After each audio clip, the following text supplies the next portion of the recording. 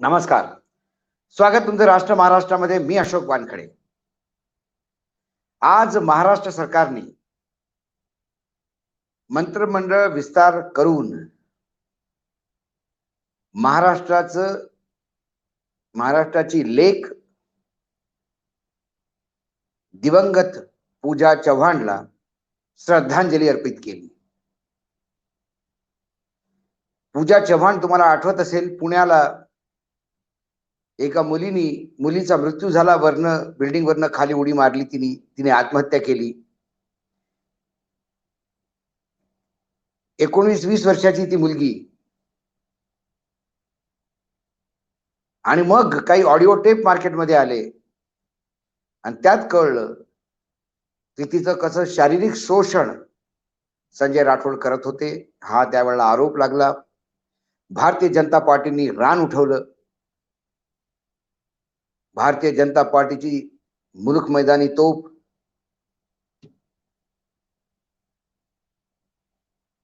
चित्रा वाघ, चित्राताईंनी जमीन आसमान एक केलं. संजय राठोडचा राजीनामा मागितला. त्या राजीनाम्यानंतर झालेली प्रेस कॉन्फरन्स मध्ये तत्कालीन विरोधी पक्ष नेते आणि वर्तमान उपमुख्यमंत्री देवेंद्र फडणवीस म्हणाले होते, पहिल्याच दिवशी राजीनामा घ्यायला हवा होता. जे पुरावे या प्रकरणात बाहेर येत आहेत ते भयानक आहेत. आपल्याला वरिष्ठांचा आशीर्वाद आहे असं त्यांना वाटत होतं, म्हणजे संजय राठोडला. ज्या पोलिसांनी FIR दर्ज नाही केला त्या पोलिसांवर कार्यवाही का नाही, हे प्रश्न त्यांनी विचारले. त्यावेळेला फडणवीसांचे त्यावेळेला उद्गार होते, हाच खरा चेहरा महाविकास आघाडीच्या सरकारचा बाहेर आला. आणि राजीनामा दिल्यावर ते म्हणाले, बूंद से गई सो हौद से नहीं आती. जेव्हा कोणी सांगितलं की तिचे आई वडील स्वतःच म्हणतात की आता आम्हाला ऍक्शन नको, तर ते म्हणाले की आता त्याच्या आई वडिलांबद्दल मला फार आदर आहे, त्यांच्याबद्दल मला वाईटही वाटतं, परंतु कुठलाही क्राईम जेव्हा राज्यात होतो तेव्हा तो क्राईम या राज्याच्या विरुद्ध असतो. त्यामुळं त्या मुलीचे आई वडील आता केस वापसही घेऊ शकत नाही. आणि मग शेवटी संजय राठोडचा राजीनामा झाला. ते संजय राठोड नंतर एकनाथ शिंदेसोबत गेले आणि आज त्यांचा पुन्हा मंत्री म्हणून शपथविधी झाला. याच्यासारखं दुर्भाग्य आणि गलिच्छ राजकारण महाराष्ट्रात सापडणार नाही. कमीत कमी चित्रा वाघ मध्ये एवढी हिंमत तर होती की तिने ट्विट करून आपलं मनोगत व्यक्त केलं की हे महाराष्ट्राचं दुर्भाग्य आहे की संजय राठोड मंत्री बनतायत. मी भाजपाची जरी असली तरी त्यांच्या विरुद्ध लढा मी शेवटपर्यंत लढील आणि माझी न्याय देवतेवर विश्वास आहे. परंतु क्या त्या पोलीस अधिकाऱ्यांवर आता देवेंद्र फडणवीस ऍक्शन घेतील? बूंद से गई वो हौद से नहीं आती असं म्हणणारे देवेंद्र फडणवीस आणि त्यांचं सरकार आता त्याच हौद मध्ये, म्हणजे त्याच मोठ्या तलावा, म्हणजे त्याच्या हौद में नहा रहे हैं, सत्ता का मक्खन खा रहे हैं. थोड़ी भी शर्त नहीं आती. अब्दुल सत्तार त्या विरुद्ध करप्शनचे चार्जेस दोन्ही पेपरमध्ये हेडलाईन बनतायत. ते मंत्री झालेत. त्यानंतर काय सांगावं आता, विजय गोविंद बीजेपीनी 6,000 करोड रुपयाचा घोटाळा बाहेर काढला होता. पूर्ण राज्य डोक्यावर घेतलं. आज देवेंद्र फडणवीस विजय गोविंद जेव्हा मंत्रिपदाची शपथ घेत होते तेव्हा टाळ्या वाजवत होते. राधाकृष्ण पाटीलवरही अशी चर्चा आहे की एका खुनाचा आरोप होता, मग त्यात बरंच लिपापोती झाली, चर्चा आहे. Sandipan Bhumre, Aurangabad district central cooperative bank, ती पण एक जुनी केस आहे. त्यात काय होतं, कसं रफादफा होतं, काहीही कळत नाही. परंतु काही महिन्यापूर्वी ज्यांच्या विरुद्ध आग ओकत होतो, त्यांच्या हार घालून आपण कसे सत्कार करतो? काय खरोखरच राजकारण आणि सत्तेचं लोभ, सत्ता पिपासूपणा इतका वाढला की नैतिक मूल्य कुठेही शोधून सापडत नाही. हे महाराष्ट्रासारख्या प्रगल्भ राज्याचं दुर्भाग्य आहे. महाराष्ट्रात असं राजकारण, इतकं गलिच्छ राजकारण कधीच नव्हतं. मला दया येते चित्रा वाघ बद्दल, मला दया येते किरीट सोमय्या बद्दल, कित्येक वेळा मला दया येते देवेंद्र फडणवीसांबद्दल. एक दिवस पूर्ण विधानसभेमध्ये नारायण राणेच्या भ्रष्टाचाराचे लखतर असं वेशेला टांगून ठेवले होते. आज त्याच नारायण राणेंना ते नमस्कार साहेब म्हणून करतात. त्यांच्याच पार्टीमध्ये गेल्यावर ते कॅबिनेट मंत्री आहेत केंद्रामध्ये. ज्या अजित पवारांच्या विरुद्ध बैलगाडी भर घेऊन, डॉक्युमेंट घेऊन औरंगाबाद हायकोर्टमध्ये गेले होते, त्याच अजित पवारांसोबत त्यांनी सरकार पण बनवले. सत्तेसाठी किती खाली यायचं. आज टोटल महाराष्ट्रामध्ये जवळजवळ 40-45 मंत्री बनतात. 2 पहिले झाले, 18 आज झाले, 20 आता 20 असून आहेत. त्या 20 मध्ये बीजेपीचे किती, शिंदेचे किती कोणाला माहित नाही. पण शिंदे ग्रुप मधल्या 40 लोकांपैकी ही जर 9 लोक सोडली तर बाकी 31 लोक छाती ठोकपणे सांगतात की पुढच्या मंत्रिमंडळ विस्तारात आम्ही आहोत. आम्ही नाराज नाही, आम्ही वाट पाहतोय, आम्हाला सांगण्यात आलं. जे सोबत पक्ष होते बच्चू कडू सारखे, प्रहार, त्यांना विद्रोह करून काय मिळालं? असं कोणचं हिंदुत्वाचं तोरण आता बच्चू कडू बांधतील की त्या सरकारमध्ये मंत्री होते, आता फक्त आमदार म्हणून फिरतायत.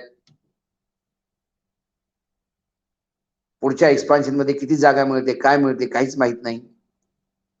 शिंदे गुटचे आमदार म्हणतात की अरे आम्हाला जर मंत्र्यांनाच मंत्री बनवायचं होतं तर मग आम्ही कशाला आलो?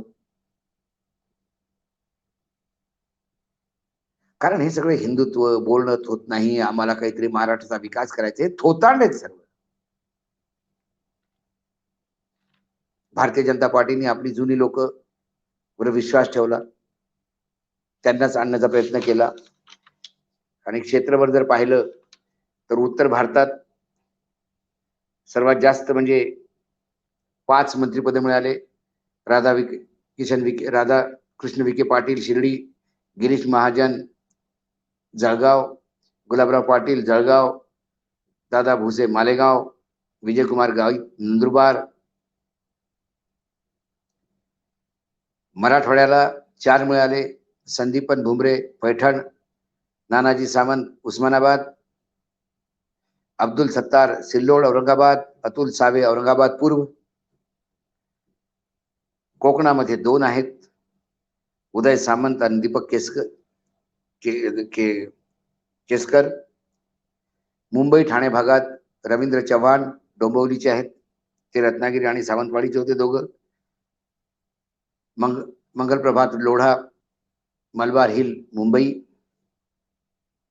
पश्चिम महाराष्ट्रात बोलायचं झालं तर चंद्रकांत पाटील कोथरूड मध्ये पुणे, सुरेश खडे मिरज आणि शंभूराजे देसाई पाटण सातारा. आणि विदर्भ,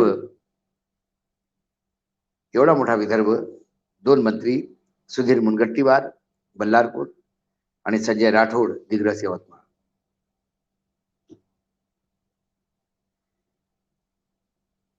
शिक्षणाचं जर पाहिलं तर या सगळ्या मंत्र्यांमध्ये 1 10वी पास आहे, 5 12वी पास आहे, 1 इंजिनियर आहे, 7 पदवीधर आहेत, 2 पोस्ट ग्रॅज्युएट आहेत, 1 डॉक्टरेट आहे. 18 पैकी 12 मंत्र्यांवर गुन्हे आहेत. म्हणजे मंत्रिमंडळात म्हणजे राजकीय आणि गुन्ह्या वेगळे दुसरे जे गुन्हे असतात, क्रिमिनल ऑफेन्स, असे खटले चालू असणारे 12 मंत्री आहेत. म्हणजे 70% मंत्रिमंडळ आपलं दागी आहे. लोढा साहेब बिल्डर आहेत. 441 करोड रुपये त्यांची प्रॉपर्टी असं ते म्हणतात. सर्वात श्रीमंत आहेत. आणि संदीपन भुमरे एकेकाळी मला वाटतं ते फार छोट्या ठिकाणी काम करत होते. त्यांची संपत्ती 2 करोड आहे. सर्वात कमी गरीब मंत्री आमचा 2 करोडचा आहे. म्हणजे पूर्ण मंत्रिमंडळ करोडपतींचं आहे. आणि सर्वात मजेशीर जी गोष्ट आहे ती ही की पंतप्रधान नरेंद्र मोदींनी ट्विट करून नवीन मंत्रिमंडळाला शुभेच्छा दिल्या. ते म्हणतात, प्रशासकीय अनुभव और सुशासन से कारभार चलाने का ध्यास, म्हणजे प्रशासकीय अनुभव आणि सुशासनाने कारभार चालवण्याचा ध्यास असलेल्या व्यक्तींना घेऊन जे मंत्रिमंडळ बनलेलं आहे त्याला माझ्या शुभेच्छा. म्हणजे प्रशासकीय अनुभव आणि सुशासन, व्याभिचार आणि भ्रष्टाचार या 2 शब्दांचे पर्यायवाचक शब्द बहुतेक पंतप्रधानांना सुचले असावे. म्हणून भ्रष्टाचारी न म्हणता प्रशासकीय म्हटलं आणि सुशासन म्हणजे व्याभिचार हे म्हटलं. ओरडाओरड चालली महाराष्ट्रात की पंतप्रधान म्हणतात की स्त्रियांसाठी 50% वोटिंग आहे, स्त्रियांसाठी एवढं आपण करतो. पण महाराष्ट्रात पहिल्या मंत्रिमंडळाच्या विस्तारामध्ये एकही बाईला, स्त्रियाला जागा नाही. पण बरं वाटतं, ज्या मंत्रिमंडळात व्याभिचारी मंत्री असतो तिथे इज्जतदार बाईंनी जाऊन काय करावं? कारण शेळीला आणि वाघाला एकाच पिंजऱ्यात ठेवता येत नाही. ही जाणीव बहुतेक एकनाथ शिंदे आणि देवेंद्र फडणवीसांना असावी. म्हणून स्त्री दाक्षिण्य दाखवून त्यांनी एकाही स्त्रीला मंत्रिमंडळात जागा दिली नाही. एका ठिकाणी बरंच झालं. कारण व्याभिचार्यांच्या सोबत जेव्हा कॅबिनेट मिटिंगला बसतील तेव्हा किती असहाय्य होऊ शकतं एका इज्जतदार बाईला, याची जाणीव आपण समजू शकतो. पुन्हा एकदा पूजा चव्हाणला श्रद्धांजली अर्पित करून नवीन मंत्रिमंडळाला शुभेच्छा. जे काम ते वर्षानुवर्ष करत होते भ्रष्टाचाराचे, व्याभिचारांचे, तेच करतील अशी त्याच्याकडनं अपेक्षा आहे. कारण दुसरं त्यांना येत नाही. आणि महाराष्ट्र विठ्ठलाच्या भरोश्यावर, विठ्ठल विठ्ठल जय हरी विठ्ठल. नमस्कार. आज इतकंच. पुन्हा येतो उद्या काही विषयासोबत. नमस्कार. पाहत रहा राष्ट्र महाराष्ट्र.